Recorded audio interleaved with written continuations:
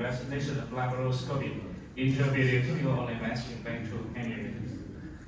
Maybe you know Hanoi, you know Saigon, but Can Tho explain for you. And this is a picture of our city, small but peaceful, beautiful city.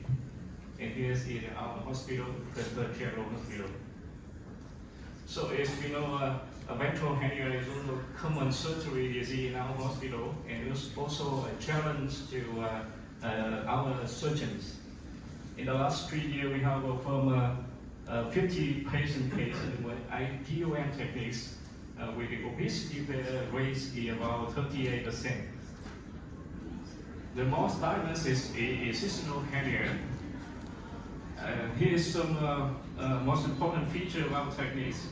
We usually use P-trocar, and in some difficult case, we use tumor trocar for hemolysis and enhance the view.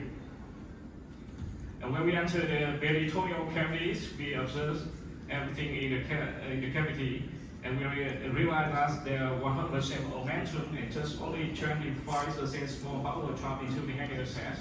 And the number of hernias is mostly one defect. We usually assess hemolysis by monopolar hook and harmonious cable. Then we measure the size of the effects. The average area is about 1163 centimeters square, and most of the hernias is small and medium.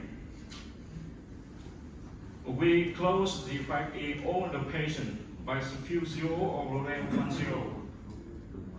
And then we placing the mask, and we fix the mask by transfersal suture combined with tags. In just only 2% we fix by tap only.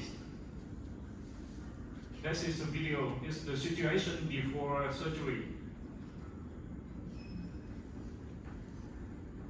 And then we enter the peritoneal cavity, and we dissect sometimes by seizure and combine with hooks.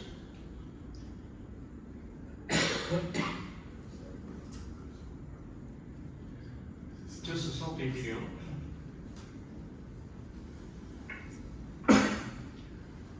And after dissecting the intestines, we locate the border of the fascias by hand having outside the abdominal walls, and then we put a suture.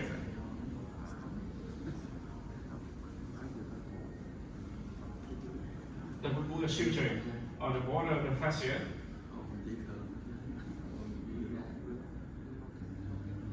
And we tie it over through the technique.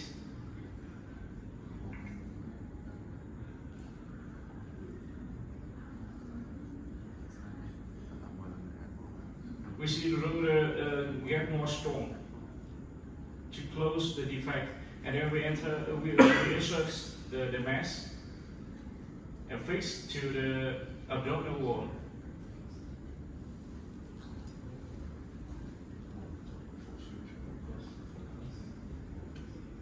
Next, we come back with tack.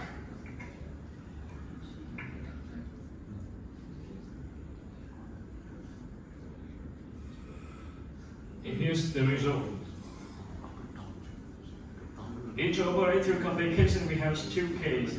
One case is intestinal cirrhosis tears due to trocar insertion, and the next case is intraoperative of the liver, and 2 of them is controlled by laparoscopy. The first case we perform a suture, and next case we cauterized by electrical energies.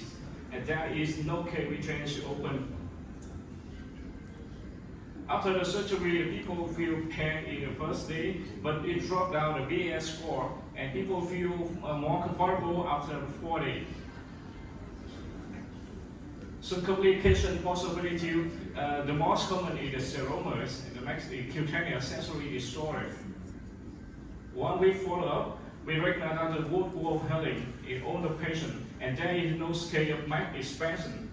78% back to work, and the seroma just only appear in 22%.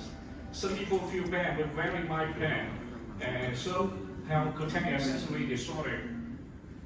And we follow up after 3 months and 6 months, and after 6 months, we recognize that there is no case of seroma.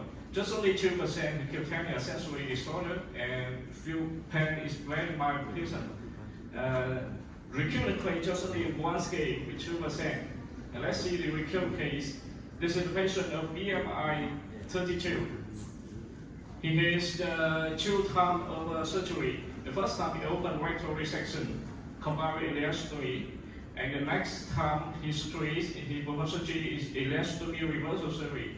He has 2 hernia, one in the lateral one in the midline, and one in the ileostomy incision. And here is the results after IPOM technique. And after 6 months follow-up, he has a small burn in the lower abdomen. And we will confirm that it means a recurrent case or a new hernia. So we have conclusion IPOM is safe, effective, high circulating local rates. The most common are complication are seroma cutaneous sensory disorder. And so that's we see that we should be careful in patients with high hernia and high BMI. Thanks for your technique.